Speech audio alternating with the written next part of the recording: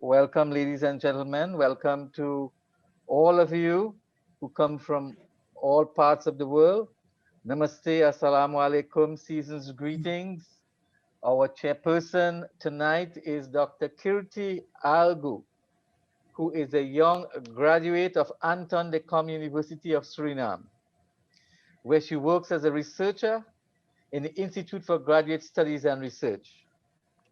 Dr. Kirti obtained her PhD in 2017, having done her dissertation on interreligious relations in Suriname and Guyana.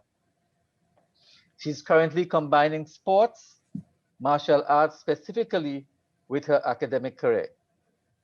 Dr. Kirti and others would volunteer with us once they are free as a form of public service. I and other members of our planning team would continue to stay in the background as directors of this program. Dr. Kirti, welcome, and please chair the meeting. Thank you, Dr. Kumar. Good night, good morning, and good evening, everyone. Namaste and assalamu alaikum to all of you, depending on the time zone in which you live. Because there are always people in this meeting from all over the world. The COVID-19 pandemic is still rampant. The safest place to be is at home. While this is not always pleasant for all of us, but it is the safest place to be at home, especially for the New Year holidays. Kindly remember to wash your hands regularly and sanitize your environment. In public places, please keep your social distance and wear your face mask over your nose and mouth. We wish to offer our condolences on the passing of Gurudev, Professor Adesh, director of the Bharatiya Vidya Sansthan, the Institute of Indian Knowledge. He was a diplomat from India who made Trinidad his home and stayed to teach Hindi, music, song, dance, and drama, free of charge for decades. We also note that the political analyst from Trinidad, Mr. Derek Ramsamuj, has been released from prison in Suriname after the courts had found that the police had no basis to keep him. However, he will remain in Suriname until the trial for allegations of fraud involving the Surinamese Post Savings Bank. Ladies and gentlemen, this is a weekly forum being hosted by the Indo-Caribbean Cultural Centre, a legally registered research and publishing company operating since 2010. We are dedicated to critically exploring and discussing the most pressing issues and events that impact mainly Indo-Caribbean people in the region. We believe that they and their views are often marginal or marginalized in the mainstream media and in formal discourses and in public groups, organizations, and institutions. Of course, acknowledging the fact that these experiences vary by nation in the Caribbean region. This meeting would end at 9 p.m. Trinidad time or 10 p.m. Suriname time or soon after, meaning it would be about 1.5 hours long. Our moderator tonight is again Priya Goparai, who like me is from Suriname. She is a consultant and part-time educator. Her academic background is in medical and paramedical research. Priya is now doing her PhD in the Amsterdam Medical Center in the Netherlands and on the topic of kidney transplantation. Priya, please welcome and take over from here. Thank you, Kirti. I want to wish everyone a very happy New Year from here and the best wishes for all of you. Our topic tonight is entitled How to Find Your Ancestral Family in India. This topic fell squarely in the field of research and study called genealogy. It is mainly about tracing and finding your great-grandparents and your ancestors. Who were they? Where did they live? What did they look like? Why did they leave India? Can I meet my distant relatives? How do I begin to search for my ancestry? Where do I start searching? What information and documents do I need? How do I start building a family tree that will take me back through time? How do I begin digging up my family's history? So, ladies and gentlemen, a very interesting topic, and our speakers will try to answer all these questions. So, let's head up to our first speaker tonight, who is SHAMSHU DEEN from Trinidad. He is a researcher in genealogy at the National Archives since 1982, and well as for BBC, Australian, and American TV documentaries. He is the chairman of the Nelson Island Restoration Committee and the UNESCO Memory of the World Committee in Trinidad and Tobago. Welcome, Mr. Dean, and please speak for no more than 12 minutes from now. Yes, I want to say a Happy New Year to everybody. Sitaram, Assalamu alaikum. Good evening, good morning, as the case might be. I'm really happy to be on this program this evening.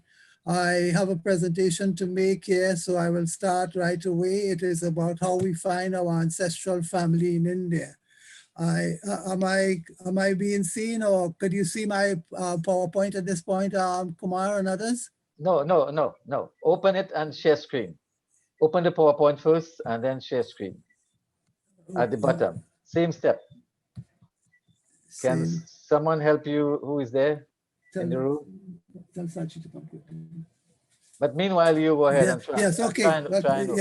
Yes. So I will work on it. But now I believe that when we have to find our ancestors in India, there are a few things you have to do first in your own home country, obviously. I believe that we have to develop something called an arrival scenario, a term that I have coined some years ago.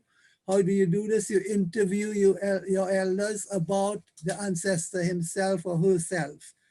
The kinds of things you want to get will build your criteria that you will be using when you go to the National Archives or the document centers of your choice. The name and the age of the ancestor is very important. You want to make this ancestor as unique as possible from anybody else who might have a similar name.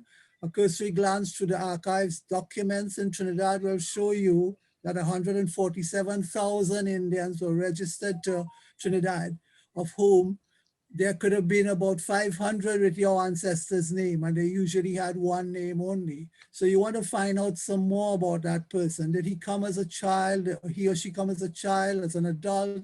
Was he born on board? Another important step you want to find or you want to get is the accompanying relatives, those who came with them from India. Did they come with a family? Did they come by themselves? And did any of these people return to India? That's a very important thing also, because memories will be more alive in your villages of India if people return. You also want to get something called an exemption from labor certificate. If you could find that, well, then you can find your ancestor almost right away in the documents because his register number will be located there. You want to find out the caste, the India location, the ship, the estate of indenture. If you know a few of these things, it would help. And as you continue to put your ancestor in a framework of time, you should look at the birth year of the eldest Trinidad-born person, the Trinidad-born in each generation from that particular family. In Trinidad, our death certificates have a very important column in it, and that column is called country of birth. So sometimes we are not sure whether an ancestor who came from India or was he born here in Trinidad. If you look at the death register, the column that started in 1891 and still exists to the present time, you can see whether what country your ancestor was born, whether it's India, whether it's Trinidad, whether it's somewhere else. Then you also, we have requests from villagers of India to find their relatives in Trinidad. That's very important to help you locate your families here. Now, normally, if you want to find your family in India, the thing I would like to ask is, you have close to 600 inhabited villages, 600,000 inhabited villages in India. Where do you begin? Well, the immigration certificate, which has preceded the immigration pass, is a very important thing to look at. But it will be interesting to show or to know that before 1858, that immigration certificate didn't have your village in India. So we will have to find other ways and means of probably finding that village. Then from 1859, we had something called an immigration certificate. And then from 1886, the immigration pass, 1886, the immigration pass started. We also had immigration passes in Madras as well. I hope to show you copies of that. Close to 600,000 villages, I mentioned, are occupied in India today. So you want to find that immigration pass, which will lead you to that village itself. Now, sometimes there are other documents that would help as well, because what we want to do, we want to get a village in India, we want to get an address in India. So there was another document, few of which came to Trinidad, but if your family was lucky to have it, it's called an agreement for intending immigrants. So these immigrants, when they were leaving India, they were given a form to fill in where they have to put their name, their father's name, their village, and so on. And also, what are they going to do with the property that they have in India? That's a very important piece of document. If we could get more of them, we don't have enough. And in Trinidad, we have documents called remittances, where people send money to India. Again, this is very helpful because it gives you an exact address where you can go and search for people in India. There are also money orders as well, that people sent money back to India. So that's another important step we could look at, another document. The remittances are very important too, because sometimes people before 1858, they were sending money and that remittances register. All it was from 1886, the only one we have in Trinidad, 1886 to 91. We are hoping that we could find earlier ones to locate these relatives as they send money to families in India. Then letters too are very important. If your family kept letters, and some families did keep letters that their ancestors corresponded with their relatives at home. So if you have those kinds of things, you can get to a village very quickly. And in the case of the diaspora, I was going to show you this as well, that sometimes siblings could have gone to different diaspora countries. I have just worked out a case where one brother went to Fiji and one went to Trinidad. In that case, if we couldn't find an immigration pass for one, perhaps the other is existing. In our case, I was lucky to get the immigration pass of both of them. Now, some people try to work out an ancestor and they don't. What I recommend is that since we are here about 4th or 5th generation now, there are many ancestors that we have who came from India, who are responsible for your being here today. Now, I'm just showing very quickly, well, I had mentioned this before, that the immigration passes before 1858, which didn't have villages. There's a few immigration passes that I have show here to show you that there were some where the villages were not mentioned, and then they were mentioned in others later on. Then the intending to immigration, intending immigrants, that was also there as well.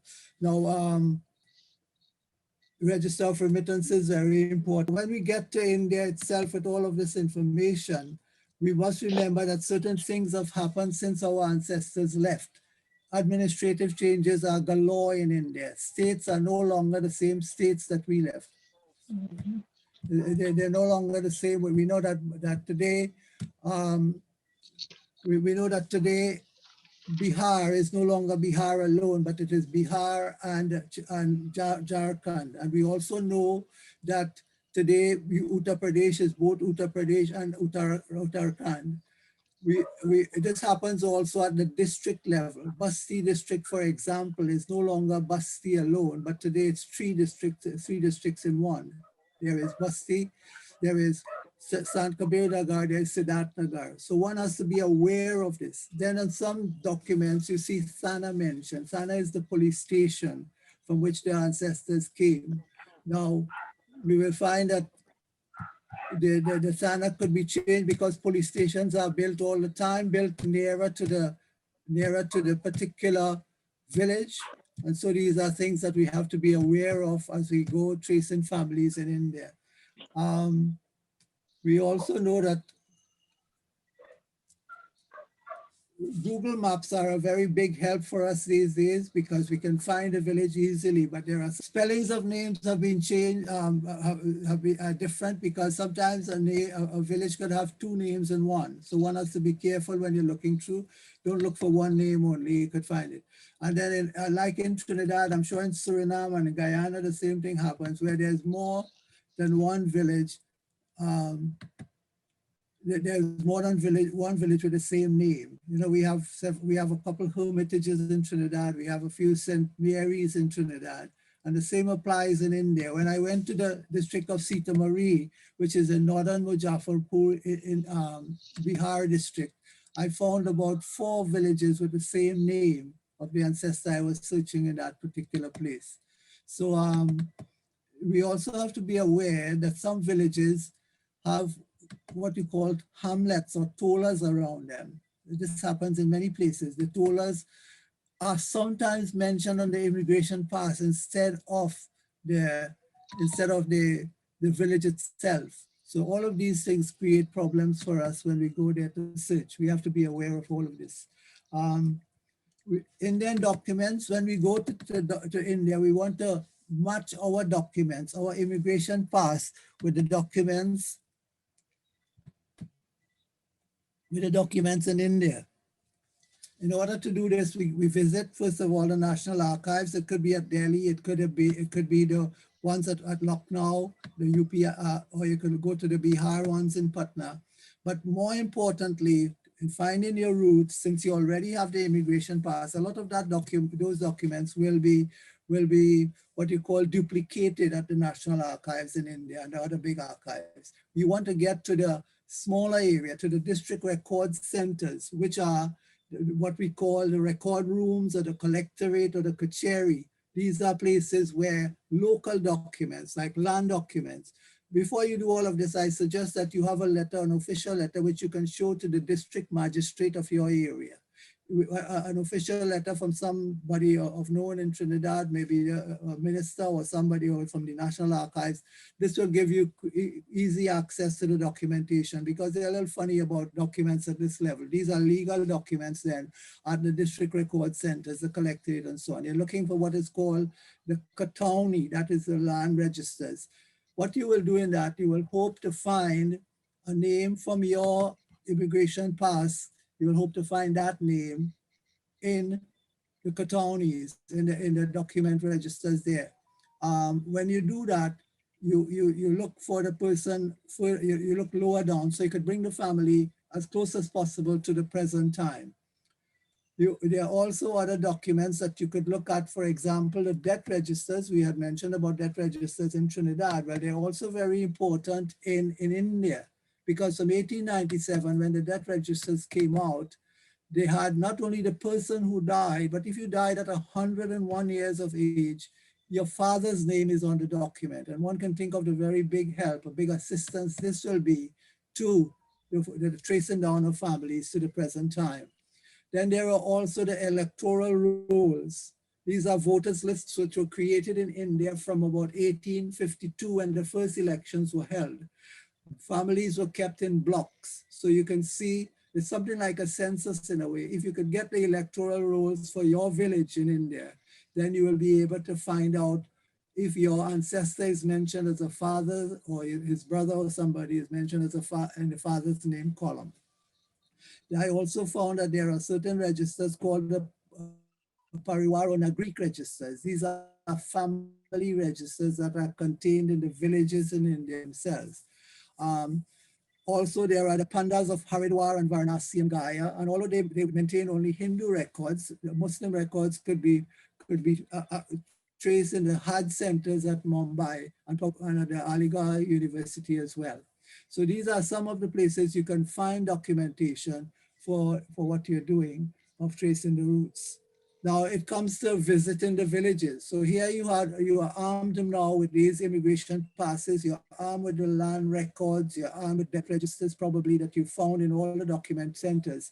So you approach the village now, and when you get to a village, you will find that a village is a composite of occupations. Not everybody in one village will do the same thing. People will be teachers, people will be looking after dairy cattle, people will be doing agriculture. So in that village, what you try to do is to get the people of your caste, because that's the thing that is mentioned on your document. You find people of your caste, and especially the elders, and you start asking questions. Baap ke naam, dada ke naam, and so on. Your father's name, your grandfather's name. You're hoping that because you have the documents in your hand, that these people will eventually call a name that is there on the document. And once you have that, yeah, you'll be able to know that you have found your family. So one of the things that you have to be aware of in villages, a couple of things, is that people still suffer from something called a recruiter phobia we found in the villages, in some villages. People thought that, why are these strangers here? Perhaps they're coming to take away our young people, as recruiters used to do in the past.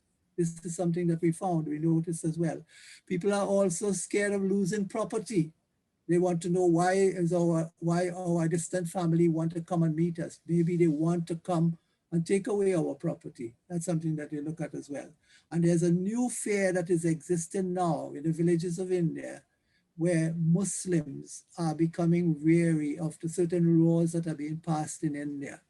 They are very scared to give information, some of them. They are very scared to work with strangers. In fact, we have worked out some families who do not want to acknowledge that they have been worked out in India. Mr. SHAMSHU DEEN, yeah. sorry to interrupt, but could you wrap up quickly? Your time is up. Yes, yes. I just have about 2 minutes again. Yeah. Okay. Yeah, sorry about the complication there. Yeah, so this is something that people are worried about you know, why are you getting our information, this kind of information? And when we visited Mr. Pandey's family, for example, we found that the lower castes were scared of some higher caste people who were trying to take away their lands and so on. And then a lot of villages in India felt that when their ancestors left, they only went to Calcutta. They didn't go halfway around the world.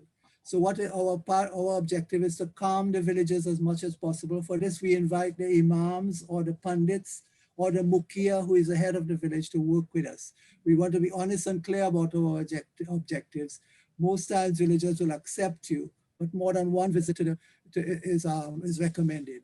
I have something here on reverse tracing where people try to trace their families in Trinidad, but I will leave that for the question and answer period. So I want to thank you very much for this opportunity. I want to apologize for not being able to get on with my documents, but perhaps later on, Kumar, we can look at that, and Madam Chairman will do that as well.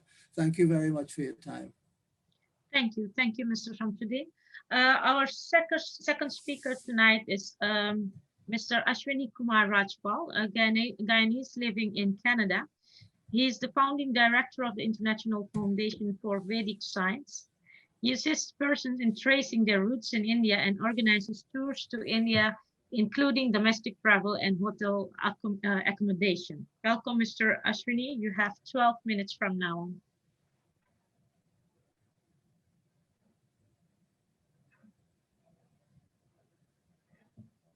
Thank you, Priyaji. Hello, friends. I'm very happy to see so many people sharing this meeting tonight.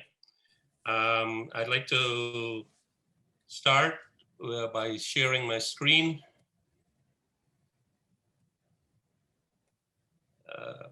Open PowerPoint. It's already open. Oh, here we go.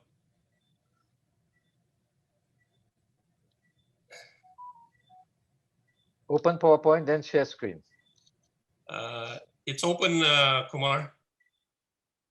And there we go. Yeah, right. Go ahead. You're going good now. Okay. As far as trying to find relatives in India, as Mr. SHAMSHU DEEN mentioned, I think the best thing is if you have letters from the family there in India. But from my experience, 99.9% of root seekers do not have any correspondence at all. The next thing that you need to trace your roots is what we call immigration pass. And prior to being immigration pass, it was called immigration certificate. This is an immigration pass of an immigrant that went to Guyana. And each colony had their own pre-printed immigration pass. As you can see here, this one says British Guyana. In Trinidad, for people going to Trinidad, it will say Trinidad and so forth. This is a very important document because, first of all, it tells you the ship that the immigrant left in India on, and it tells you the date that the document was prepared. Keep in mind that this document was prepared prior to the immigrant boarding the ship in India for the colonies. Then another important information on here, it tells you where the immigrant was registered. That's when he was recruited. And in this case, here it says Lucknow. It also has some good personal information. It has the name of the immigrant. And one thing I would like to point out here that's very important, if you can see this in bracket here, it says R of D. What that stands for, it's returnee of Demerara. And that means that this immigrant was in Guyana before, and after completion of his indentureship, he returned to India, and now he's going back to Guyana for a second time, or maybe a third time. The other important information here is the father's name. It has, in this case, his name was Lakshman Singh. It has the age of the immigrant, and it has his caste. One other important information here is the next of kin. And in this case, it says wife accompanied.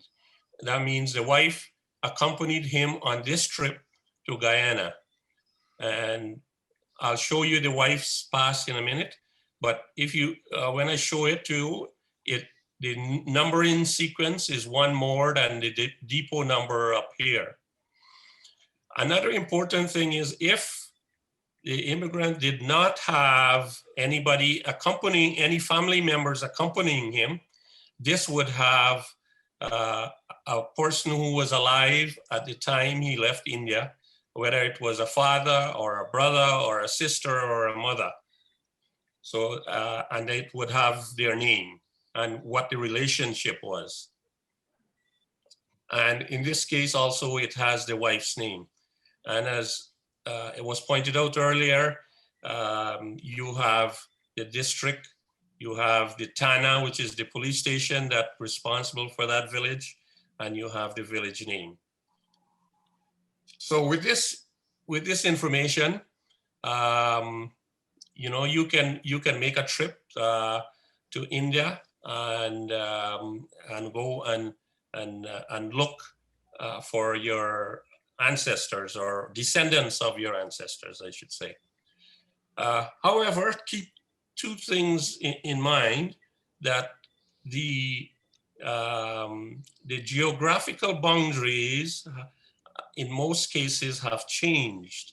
So the district boundaries have changed, and in a lot of cases, the village boundaries have changed. So that's one thing you have to... Rajpal, could you go full screen on your presentation? The bottom, yeah, that's it, yeah. Yeah. Yeah. Yeah. Okay, so the geographical boundaries have changed, and also sometimes the names have changed. A good example is Shahabad in Bihar. That no longer exists. That name doesn't no longer exist. But what used to be Shahabad has now been divided into 4 districts. So the next slide, as I said, is the wife that accompanied that male immigrant. And you notice the immigration pass will say woman's on top here, whereas the male, it will say man. And this here, depot number 1610, is one more than what the husband was at 1609.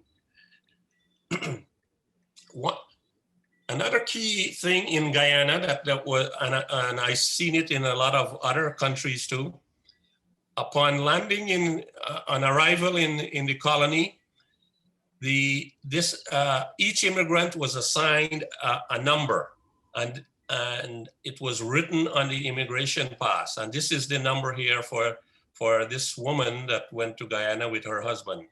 Each individual was assigned a number, and even the children who were accompanying the parents would have been assigned a number. And another important information that's on the immigration pass, that's written on the immigration pass upon arrival, is the name of the estate that the immigrant was assigned to or was indentured. And in this case, you can see here, it says Diamond Estate in Guyana. So those two are very important in trying to find information on your ancestor. And I'll show you why a little later here. This is one of the sons that accompanied those man and wife. He was 11 years old. And as you can see, he also have his own unique ID, a number. And he accompanied his parents to Diamond Estate. Now, when the immigrant was finished his indentureship, he can obtain a certificate of exemption from labor. And this certificate of exemption of labor has some important information. This was issued in the colony, by the way. And it tells us the number of the ship, the name of the ship, and the year of arrival. It also tells us the date of indenture, when he was indentured after arrival in the colony. So if you have to trace back documents, these numbers are very helpful. It also has the immigrant number on here, and in this case, this example I'm showing you, we were able to find the immigration pass with this information. And another important document that you can find information on the immigrant is on the birth registration of their children. In this case, we have a girl here who was born in 1910. Her father's name here in this case was Chutkan. And it says here, the immigrant number of Chutkan was 80833. And it tells us the name of the ship and the year that he arrived. Same thing for the mother. It tells us the name of the mother, the immigrant number, the ship she came in, and the year. So with this information, the archives can give you a copy of their immigration pass. And some of these documents are still being kept by their descendants. They have to, if you ask around, you can find them. Another document that you can find information is the copy of the marriage registration. It has the name of the two persons that are getting married. Over here, it tells you the immigrant number. It tells you the ship name and the year of arrival. And it even tells you the plantation or the estate that person was indentured. So another good place to get that immigrant number, which will help you get the immigration pass. Another one that is very important, the immigrant's will. Whenever an immigrant was preparing a will, they would include his immigrant number here, the ship he came in, and the year. So again, if you can find a copy of that immigrant's will, it will help you obtain that immigration pass to know where that person immigrated from. Now, those 4 documents I just showed you are normally held in the possession of the descendants. Here are some that you can get from the archives of the different colonies. This one here is a photo I took from the Trinidad archives, but Guyana and other places will have the same estate or plantation register with the immigrant's number, immigrant's name, father's name, whether he was male or female, ship name, and date of indenture. I just sent you the phone number. Yeah. Another important register at the archives in Guyana is they have a register of births occurring amongst the immigrants. And whenever the immigrants have a kid, the infant's name, whether he's male or female, date of birth, father's name, ship number, immigrant number, ship name, year of arrival, year of birth in the colony. It has the mother's name, number, ship and year of arrival, and year of birth in the colony. So once you have this information, again, the archives can help you get the immigration pass. Another important document that's at the archives. Dr. Rajpal, time is up. Okay. You can wrap up. This is a register of immigrants introduced to the colony of British Guyana.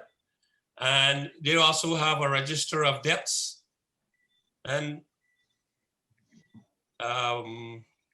one important thing I want to show you at the Guyana archives, this is what's happening to some of the records. Some of them are really in bad shape. You can't see the information that's on there. So if you haven't done it, I would imagine, don't delay, go and get copies of the immigration document. Thank you, and thanks to the Indo-Caribbean Cultural Centre for allowing me this opportunity. Thank you.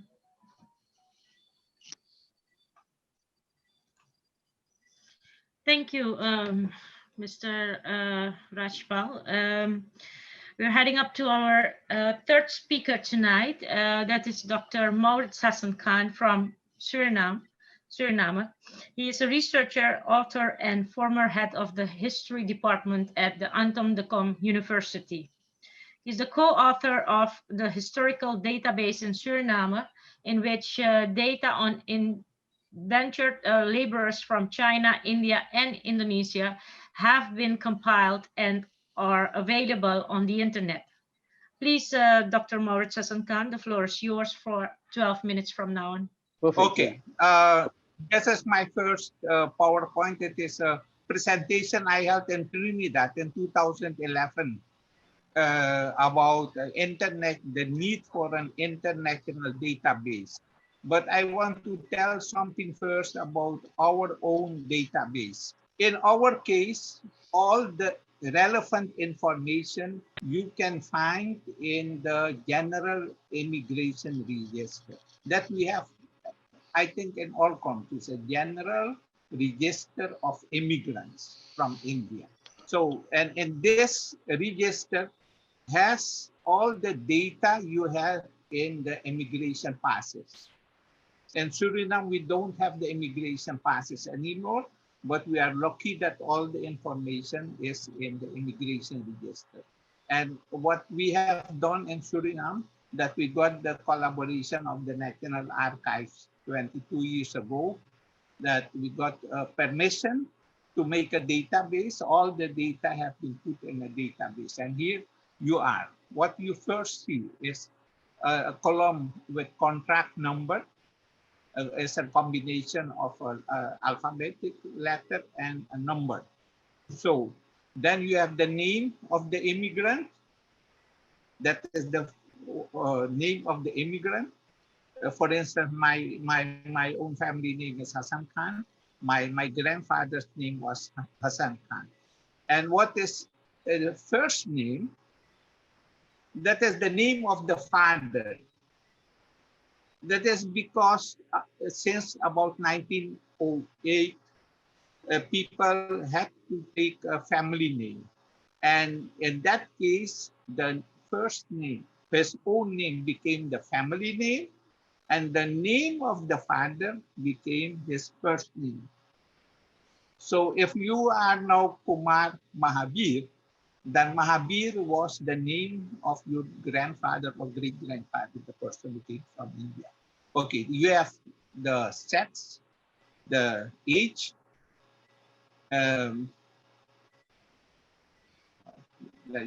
age, and the immigration register, that is the contract number. Everybody has an unique identity number.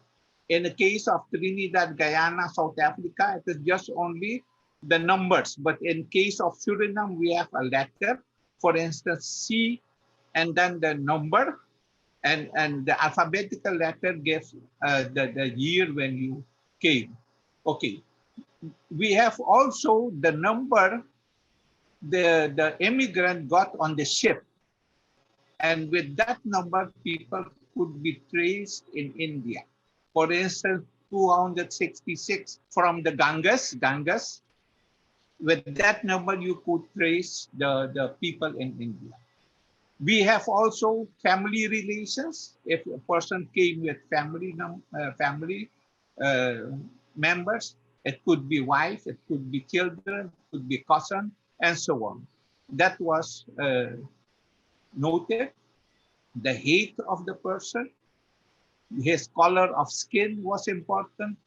Identification marks on the body, and so on. And we had also profession. In this case, everybody was field or factory worker. Birth of the country, and you will be surprised, not everybody was born in India, because somebody was born in Trinidad. They went back to India, and from India they came to Suriname. Or from Guyana, they had their indentureship done, went to India and came to Suriname, or went to Mauritius or to Fiji. So that is very important about my case about the internet in a database. And then very important, what we have in our registers is the place of origin. If you don't have this, you can forget to find your family in India. And what is the place of origin? You have the Zilla, Thana, and Gaon in our case. That means the district, the police station, and the village. If a person came from a city, a larger city, then the mohalla was mentioned. My grandfather, Hassan Khan, came from the city of Rewa. And in his case, the mohalla was mentioned. So I could find my relatives in India, in Rewa, in mohalla, Bhogar. So, place of embarkation, in our case, all ships came from Calcutta, not from Madras, and also not from Mumbai. There were three places, Calcutta, Madras, or Mumbai. In Suriname, all ships left from Calcutta. The name of the ship, the date of departure, date of arrival, the contracts data, beginning and end of the contract. Let me see. And also the name of the plantation. That's also very important, because if you want to find your ancestor, the first thing you should know what was his name, the person who came from India, in which year, and which ship. Or you should know on which plantation the person has worked. With this information, you can trace him. That is the name of the estate, In our database, we have also things like resistance activities, people who are convicted. We have also that, names of children, and especially in case of women, then you can find the children they got. And it goes even until the 1950s. And then we have, there are a number of other data in the register. For instance, if they got a piece of land, that is mentioned also. So that is a very important source of information. We have been able to make a database. Only we have a problem that from the 34,000 immigrants who came to Suriname, we are missing for 7,000 persons, the data. 7,000 persons. So that is a gap we could not fill yet. I have been to India to try to find the immigration passes there in India. Couldn't find, not in Calcutta, not in Delhi, and even not in the state archives in Lucknow or in Patna. So that was the problem. Okay, I want to show here an immigration pass from Guyana. I put it in the database. That is my own case of HASSANKHAN. You can see the real figures of HASSANKHAN, this data. And what I want to say is the following. In the past, as you know that people who went back to India, maybe 20% or 25%, but they did not stay in India. Many of them decided to leave India again, and they came back to the same colony or they went to another colony. And according to the protector of immigrants in Calcutta, on each ship that left Calcutta with immigrants, there were 11% of retour migrants. You can find this data. On each ship that left Calcutta, there were about 11% of retour migrants. That were people who went already once to the colonies, came back and decided to go elsewhere. And in these cases, it will be more difficult to find the relatives in India. And I want to give the example. In Suriname, many people from Guyana, after they had their contract expired, they decided to come to Suriname. Between 1895 and 1926, about 2,600 Guyanese came to Suriname. And they are registered in Suriname as people who came from Guyana. But in our registers, you cannot find the place of origin. So the descendants of these 2,600 people from Guyana, and maybe they are now 50,000, I don't know. It's 100 years ago they came. And how many descendants they have, they cannot find. So if we want to help these people to find their ancestors, we have to go to Guyana first and look in their records, in the registers and the immigration passes. And one problem is, and I'm very sorry to say, that in Guyana, the archives in not in a very good situation. That is one.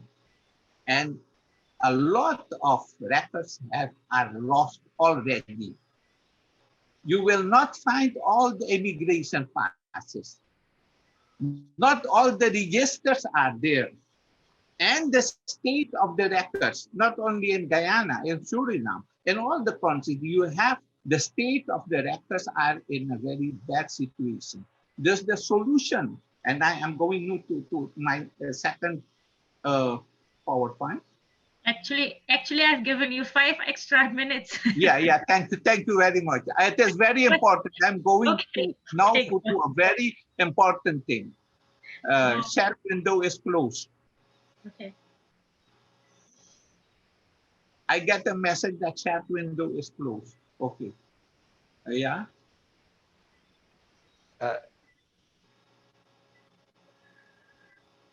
Open.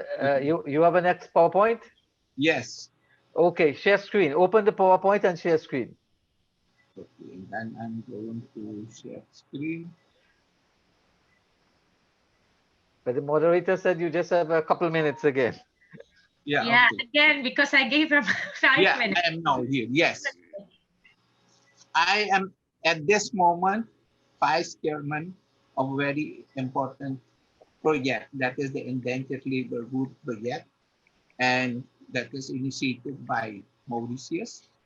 And one of the main projects is to make an international database of indentured laborers. And that is very important. If we, in the first stage, make a database in each country of the immigrants, as we have done in Suriname, in Mauritius, they are working on that.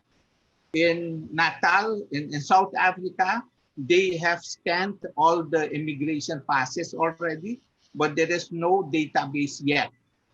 Fiji wants to do it also. So if we make a database in each country with all the relevant information in the database, then we can link these databases in one international database, and then it will be more easier for people to find their ancestors, their relatives in India. For instance, we have in Suriname people who came from Fiji or from Natal. My own grandmother came from Natal. She is born in Natal. I have been to Natal. I found the information on her mother in Natal, but further nothing. So if we have the database, it would be more, would be easier to help people. And the other thing is also for scientific reasons, to make comparative studies. For instance, how many people came actually from a certain district? If we have from all the countries, then you can get the number of people from each district. And for India would be that also very important, because the people in the diaspora, they try to find their relatives in India. And when people from the same district can meet each other, have linked to each other, then they can help their relatives or the villages in India. I think that is very, very important. And to make comparative studies on the basis of the databases. So that is very important. We will try now to realize that for the coming years. In India, there will be an important meeting of the International Scientific Committee, but we need the collaboration of the national archives of each of the countries, and also and scholars from and last but not least, the governments. Because if the government doesn't give permission to scan the material and make the database, then we will not be successful. And I want to tell you that since we have made our database in Suriname in 1998, there have been people from Guyana living in the United States. They wanted to scan, make photocopies of the immigration passes, and to make on their own cost a database, and they were not allowed. In the meantime, the records are vanishing. They are damaged and they will disappear after a few years. So that is very important. First thing is to scan all the material and then make the database. And I do hope that the new government who is now in power, that they will collaborate and give the archives and other people who are interested in these things will give Dr. Kumar, I have a question here. yeah. We take questions at the end. At the Okay, end. that was, I think I am finished now. If there are people later on in the question and the discussion that I can. You will leave the question part Yeah, for later. yeah. Okay. Thank you you. very much. Yeah. Okay, that was it. Yeah. Thank you, Dr. HASSANKHAN. Our final speaker for tonight is PAWAN UPADHYAY from India. He's a journalist living and working in Uttar Pradesh, helping people in the Indian diaspora find their unknown relatives. He attended Purvanchal University, where he obtained a Master of Art degree in English Literature. Welcome, Pawanji, and you can speak for 12 minutes from now on. Namaste, Ram Ram to all of you. I am not a professional person. I am only helping those who are trying to search the family in India. So I didn't charge as a professional. I only want to meet my expenses. I'm telling you the my experience that what I in the searching route, which kind of challenges come. Searching Indian diaspora community people family is not an easy task. Big reason is that those who left had no agricultural land or any other land on their name or property at that time. Secondly, many times the village written on the immigration pass is not correct because right now village has divided into many small villages, or the whole villages has migrated to other village due to some reason. Third problem is that current generation has no knowledge about indentured labor community or their ancestors name. In 2007, my guru called me on my mobile and told me to search an Indian diaspora community family in our area. He told me that a UP senior police officer will call you and will give you some detail about the work. And after a few minutes, a call came and he told me that a person from the New York will call you and will give you the detail of the work related name, village, and other information. He cut the phone and within a minute, a call came from that was Dr. Vishnu Vishram. He asked me my fax number and he sent 2 copies of immigration pass and told some information. This was a new thing for me and a new adventure work for me. First, I went to the land record office and started searching name in the record. But after 2 days, I was failed to get the name. The reason was that at British period, many of them had no land. I thought to visit village and started searching, but there I didn't got success. Whole day I searched, but no success. Next day I was again there and started searching surrounding area, and I found a family 4 kilometers far from the village written on the immigration pass. Villagers told me the family according to the caste and name, but in the real family, old lady was denying.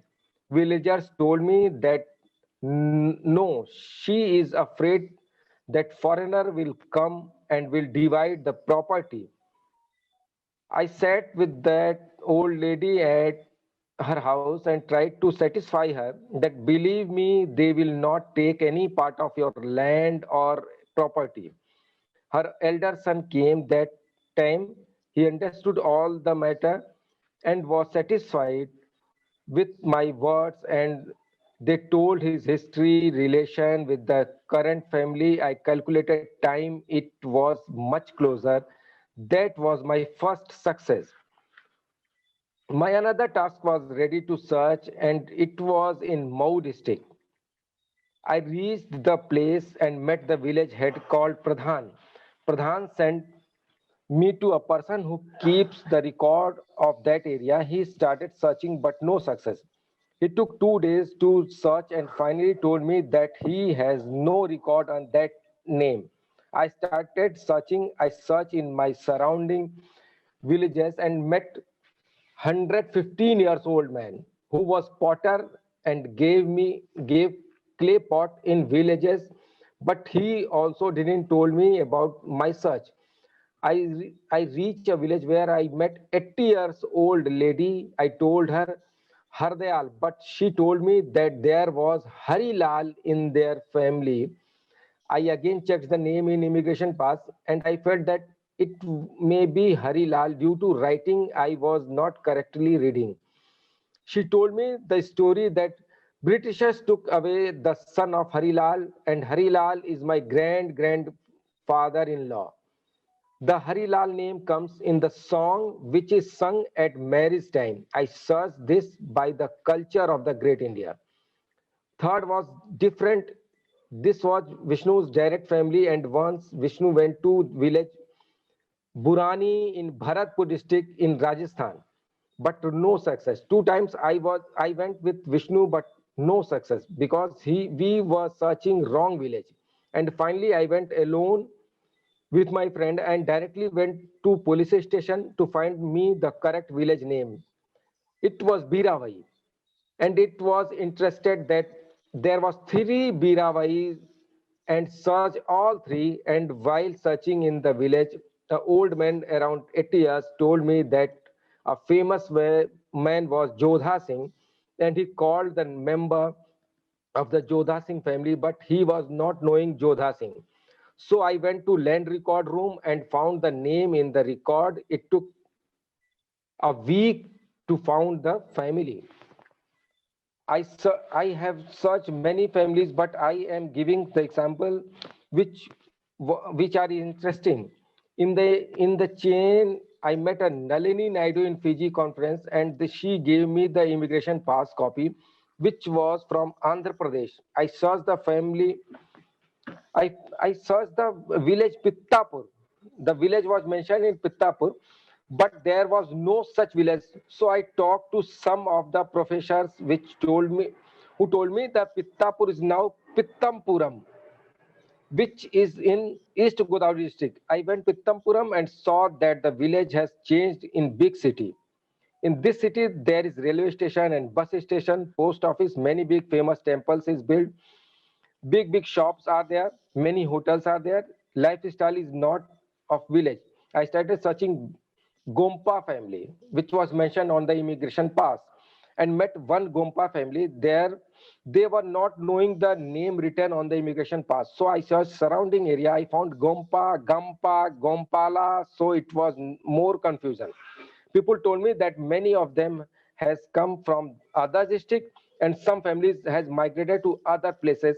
This was a big problem. And other thing was that many of them has converted themselves in Christianity.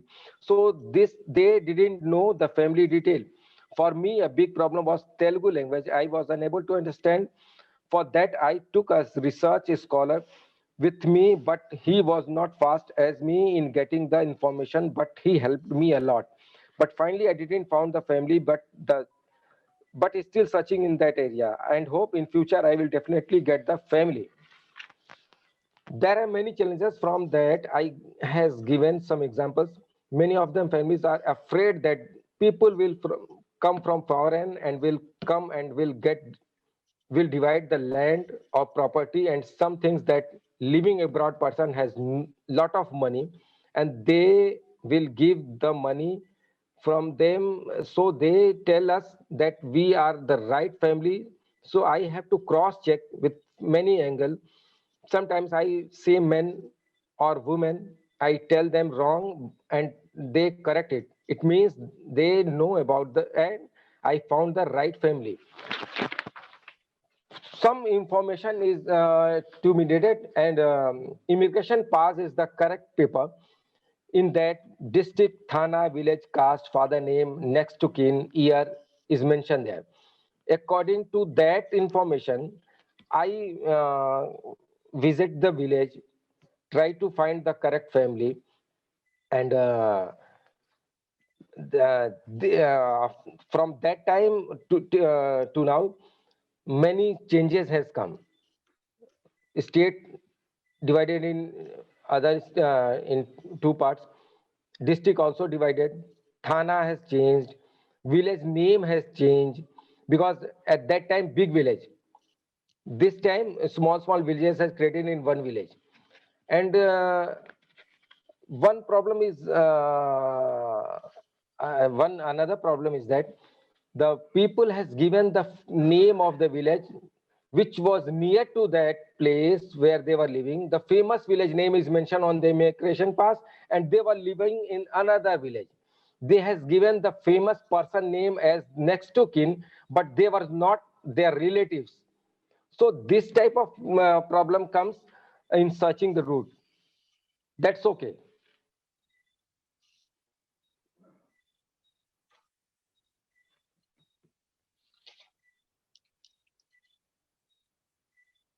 Hello. Yeah. It's okay. I finished my. Okay. So Priya, yeah. Thank you, Mr. Pawanji. So now we will give everyone the opportunity to ask questions and place comments. Yes. Any questions? Yeah. May I start?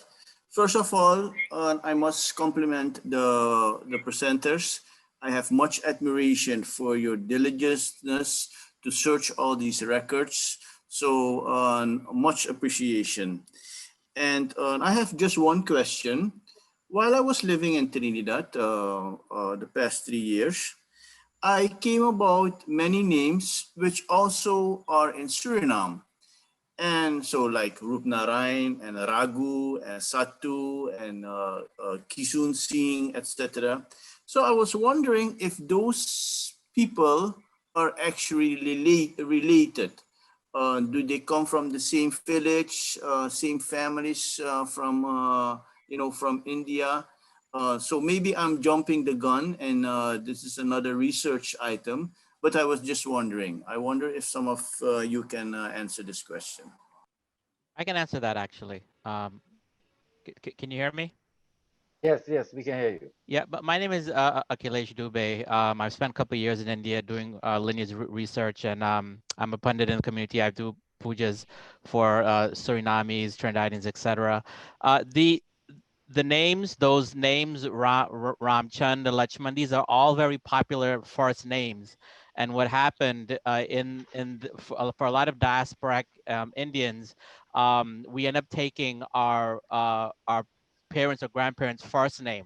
So I used to have my Aja's first name as my last name, and I changed it to our correct lineage name.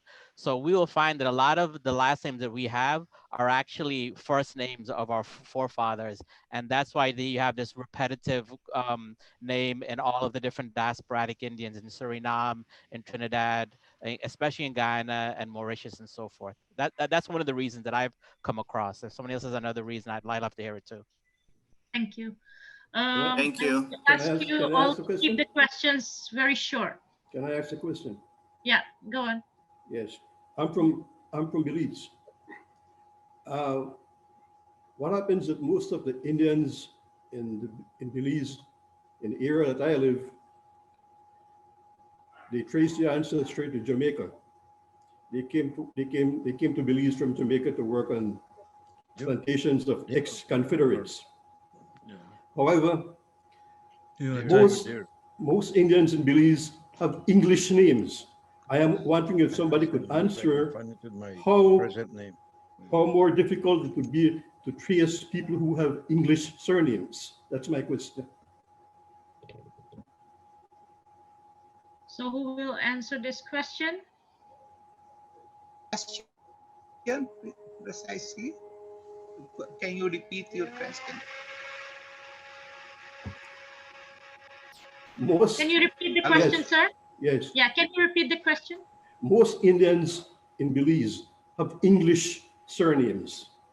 I'm wondering how difficult or how much more difficult it is to trace their ancestry back to India. Okay. The English names that happened also in Jamaica, and what I have heard also in Belize, in Suriname, Trinidad, that did not happen very much. Although you have in Guyana, one or two people, one or two families, they took English names. So that is very difficult if you want to trace your ancestors back, your family back. So and it is more difficult because in your case, the people came from another Caribbean country. So you have to go back to the archives of that country if you want to trace your roots back. Just as I told you about Suriname case, so many people from Guyana came to Suriname. If we want to find their ancestors, we have to go to Guyana and find the immigration passes.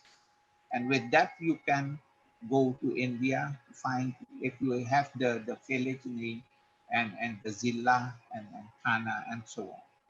That is very important. Otherwise, you cannot trace the Thank you, Dr. HASSANKHAN. Other questions?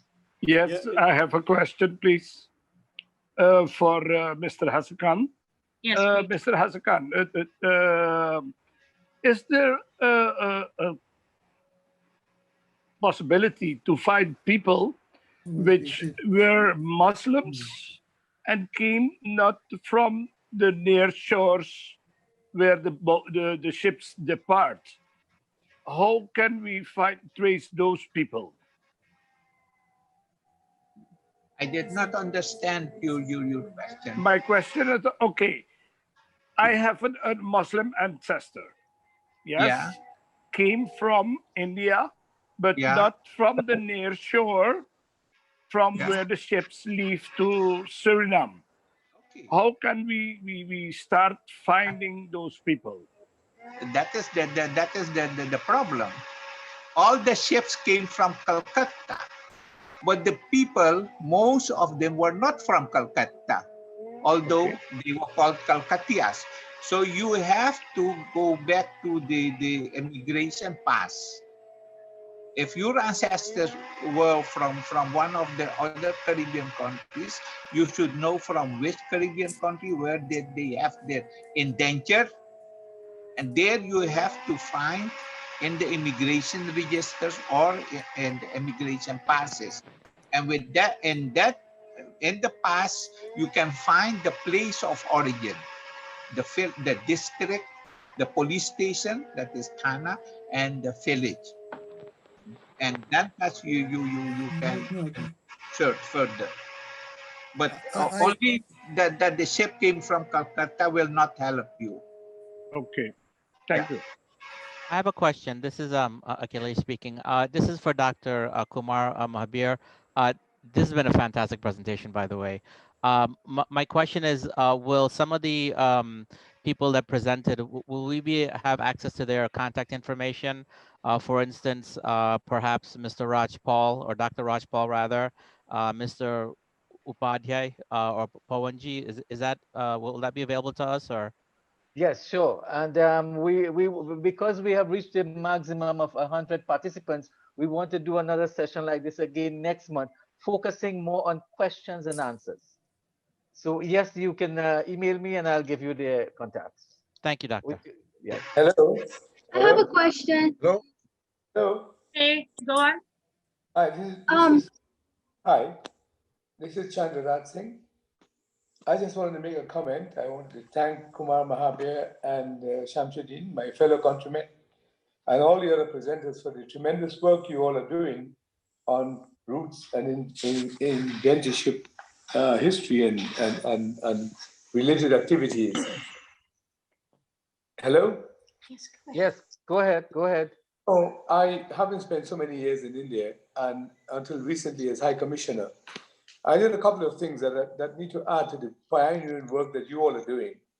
One is that I negotiated with the government of India, National Archives of India, to exchange documents because I found in my research across India as I traversed as High Commissioner that there were documents missing. Some of the documents that we have in the diaspora, the Indian government, the Indian archives do not have.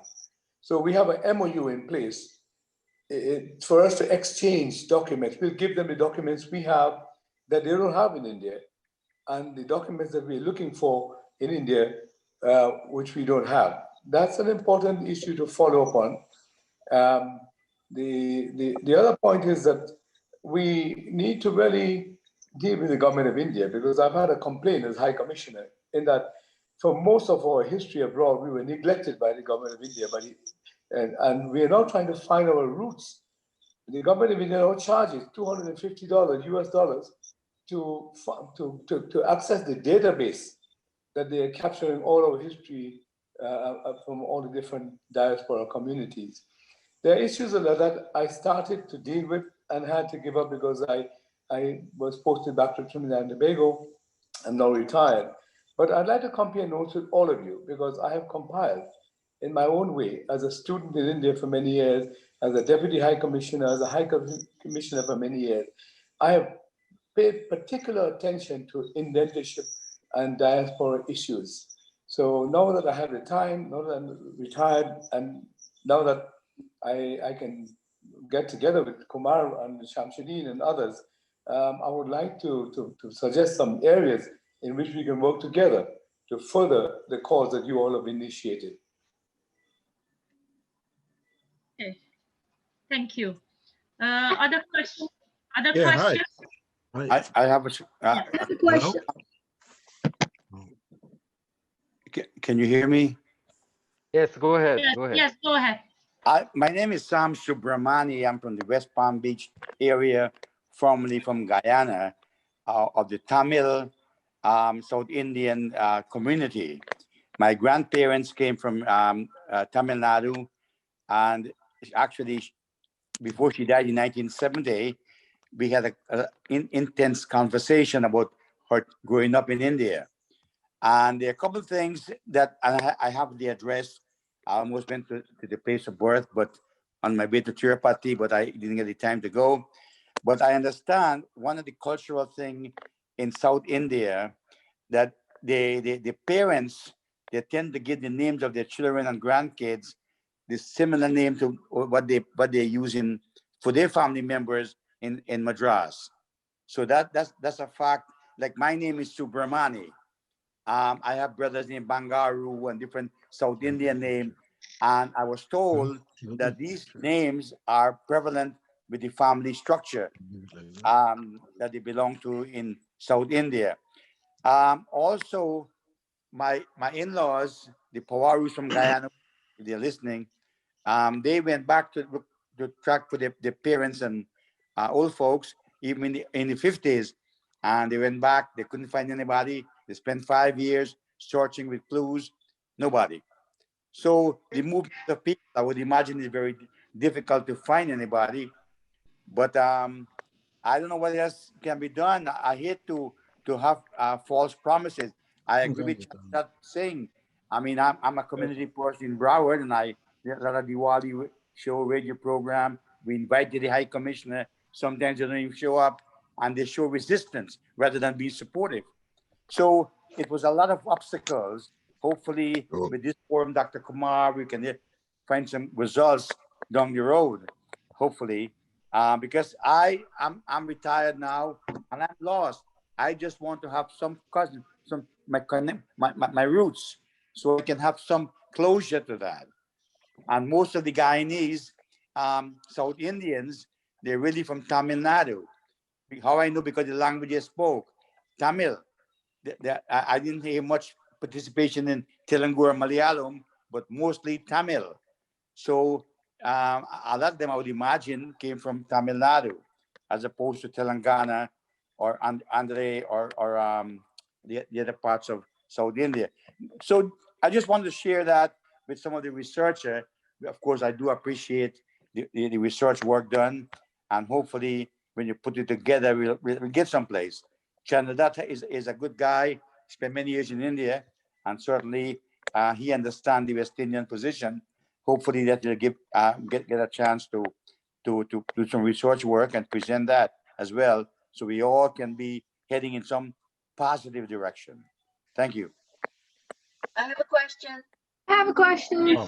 Yes, go on. I will give two people the opportunity from now on for 2 questions. Okay. So if you want to find your immigration passes from Guyana for any one of my Guyanese speakers, how can we do that? Where is it available? Who's going to answer the question? Yeah, this is Ashwini. I'll try and help her. As I indicated in my presentation, you have to have some clue as to about that immigrant, and you can look for those documents that I mentioned, the will, debt record, or something like that. If you can't find that, then you can look for, you can go at the archives. They have birth registration records for children of those immigrants. And then they have it up to 1930 for Demerara, 1924 for Berbice, and 1928 for us too. So once you find that in the birth register, it should reference the immigrant number of the immigrant, and that's how you will get it. Thank you. Can I say something? Yes, something, please. Kamini Yes, Graham. Kamini, go ahead. Hi, Kumar. Yeah, thank you. So I'm from Trinidad originally, but I'm a professor at Penn State University, so I live in the States. I'm wondering if there is a digitization of records from Trinidad anywhere. The other thing is that I saw some ships records last year when I was in Trinidad. That there's a museum where the Temple by the Sea is. There's a little museum there. I saw some ships records there, but I didn't have time to access them. So can somebody answer me whether there is anything available that I can search online in terms of records for Trinidad? And thank you for this presentation. I now surmise that my great grandparents were probably recruited and in Lucknow from the presentation I had here. Okay. Okay, could I answer that a little bit? Yes, please. Yeah, okay, well, as far as the digitizing of documents in Trinidad, the documents have not yet been digitized. What I am saying is that people should gather, like the noted professor just said, gather your family history, gather your time and so on, where the person would have come. There are certain facets to immigration, to an arrival scenario that one has to look at. The name of the ancestor, the accompanying relatives and so on, and the possible time period. Based on the birth of the first child in Trinidad, you could always get that kind of information. If you do that, then you will have a good chance of closing in on the research and the documentation. I have helped people in this area quite a bit for over the years. You have to build something first, and hopefully the digitized process will come in the future. But if I know the family story, if I could question your elders, I could get to the documentation for you. It's not a, I wouldn't say it's not an easy thing to do, but it can be done. Yeah, thank you. I have some of the documentation, and alas, my elders are gone. Well, no. Well, if you want to contact me, we could discuss it. Kumar could leave my information. Sure, yeah. For Yeah. And Chandradak Singh, we will coordinate. We'll coordinate with all those who have some interest. Okay, thank you all. As Dr. Kumar mentioned, we will have one special session next month. That was the last question. Okay, I will let you ask them. Go on. One last question. Hello? I'm 53 years old, and I'm wondering, I was born in 1953, if I can use, 67 years old. I'm wondering if I can use my present birth certificate to find my ancestors. I was born in Guyana. Okay, I'll answer that. More than likely, your birth certificate will not have the information you need. You need to, whereabout in Guyana were your parents born? In Bath Settlement, Bath Estate and Cotton Tree. Okay, so in Barbies. Right. If you have a parent or siblings of your parents that are born up to 1924, it will be in that register at the archives, and it will reference the parents' immigrant number if they came from India. Thank you. All right. Okay, thank you all. Once again, as Dr. Kumar mentioned, we will have a special session next month on this topic for questions and answers. So all the others that have their questions can take it to that session. So we will end here. Thanks for your contribution tonight. And Dr. Kirti, you can take over from here. Thank you very much, Priya Goparai from our beautiful country of Suriname.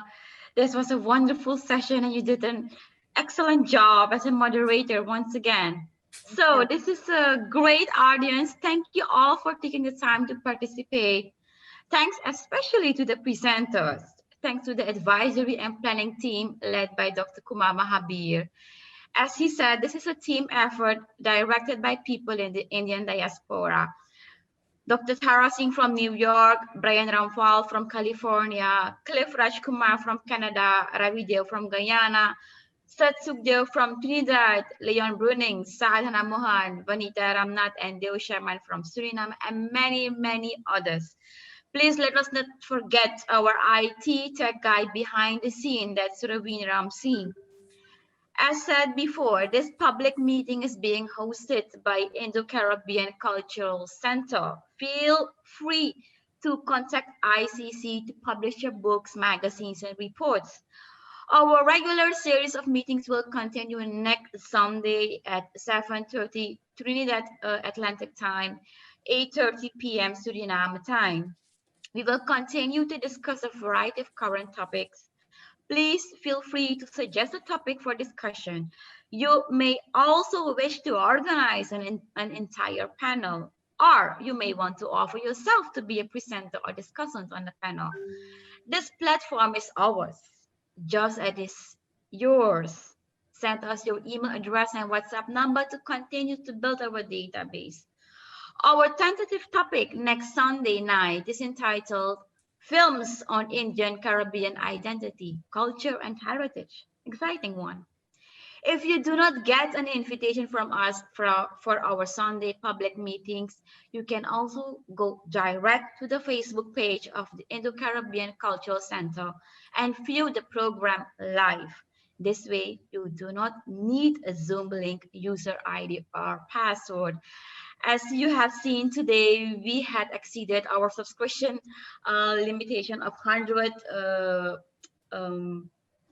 persons, and that was a bit disappointing. But as mentioned before by Dr. Kumar and by Priya, we will have another session on the same topic next month. So please stay tuned. I would also like you to visit an interesting web page on the construction. It's called girmichavoices.org. I repeat, girmichavoices.org. I will text it in the text box, in the chat box of the Zoom meeting. Then I would like to say, please like and share our Facebook page. Thank you, ladies and gentlemen. Be safe and enjoy the rest of the day or night, depending on your time zone. I am Kirti Algu saying goodbye. Take care. Until next Sunday, same time, same virtual pace. Bye-bye. Thank you. Thank you.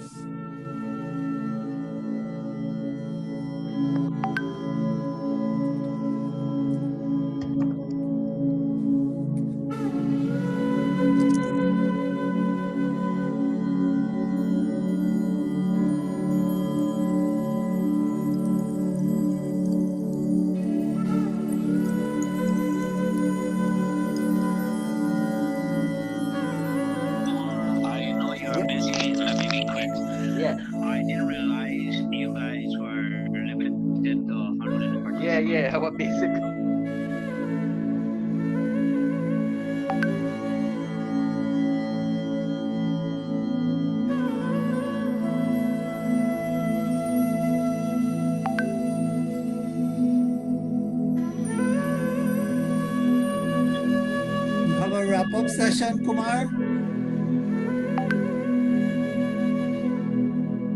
Are we having